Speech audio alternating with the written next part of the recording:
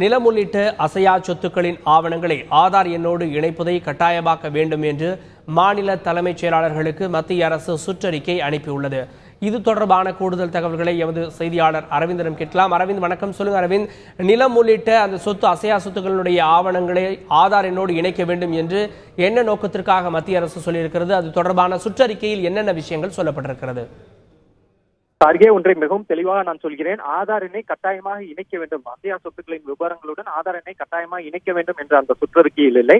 அதற்கு பதிலாக ஆகஸ்ட் 14ஆம் தேதிக்குள்ளாக அனைத்து அசையா சொத்துக்களின் விவரங்கள், அதாவது பத்திரங்கள், பட்டா உள்ளிட்ட அனைத்து ஆவணங்களையும் டிஜிட்டல் மயமாக்க வேண்டும். அதாவது இதற்கு முன்னோட்டமாக அனைத்தையும் ஆகஸ்ட் 14ஆம் தேதிக்குள்ளாக இது போன்ற அனைத்து ஆவணங்களையும் டிஜிட்டல் மயமாக்க வேண்டும் என மத்திய அரசு அனுப்பியுள்ள, அதாவது அனைத்து மாநில தலைமை செயலாளர்களுக்கு அனுப்பியுள்ள சுற்றறிக்கையில் தெரிவித்துள்ளது.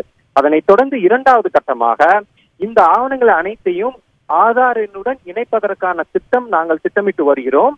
குறிப்பாக அப்படி இணைக்கப்படாத சொத்துக்களை பினாமி சட்டத்தின் கீழ் நடவடிக்கை எடுக்கவும் தாங்கள் திட்டமிட்டு வருகிறோம். இது தொடர்பாக தங்களுடைய கருத்தை கூறுங்கள் என கூறி இரண்டாவது கட்டமாக அனைத்து தலைமை செயலர்களுக்கும் மத்திய அரசு கடிதம் அனுப்பியுள்ளது. அதாவது ஒரே கடிதத்தில் இரண்டு கருத்துக்களை முன்வைக்கிறது. முதல் கருத்தானது ஆகஸ்ட் 14ஆம் தேதிக்குள்ளாக அனைத்து அசையா சொத்துக்களின் விவரங்கள், அதாவது ஆவணங்களை டிஜிட்டல் மயமாக்க வேண்டும். அதனைத் தொடர்ந்து இது டிஜிட்டல் மயமாக்கிய பிறகு இந்த ஆவணங்களை நாங்கள் ஆதார் எண்ணுடன், அதாவது இந்த அனைத்து சொத்து விவரங்களையும் நாங்கள் ஆதார் எண்ணுடன் இணைக்க திட்டமிட்டு வருகிறோம்.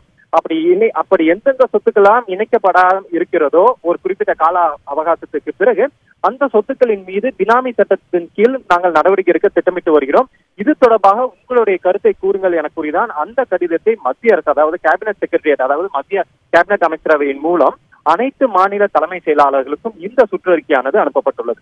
மாநில அரசு தங்களுடைய கருத்துக்களை தெரிவிப்பதற்கு